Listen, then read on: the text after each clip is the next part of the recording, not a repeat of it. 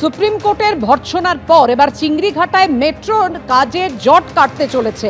মেট্রোতে যান নিয়ন্ত্রণের যে সমস্যা তৈরি হয়েছিল, সুপ্রিম কোর্ট বলেছিল জনসাধারণের প্রকল্প নিয়ে রাজনীতি করবেন না।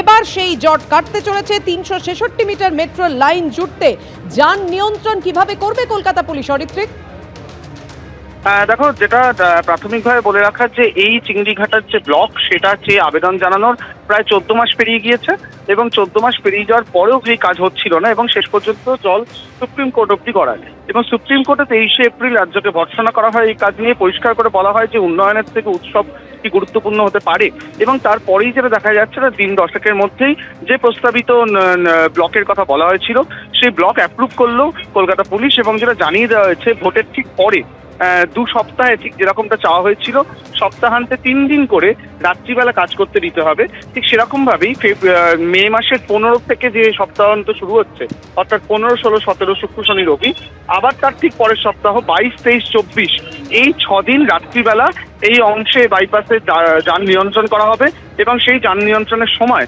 এই যে 366 মিটার গ্যাপ, যে গ্যাপটি হয়ে গেলে মেট্রোকে সল্টলেক সেক্টর 5 এর দিকে ঢুকিয়ে দেওয়া সম্ভব হবে, সেই কাজটা কিন্তু শুরু করে দেওয়া যাবে।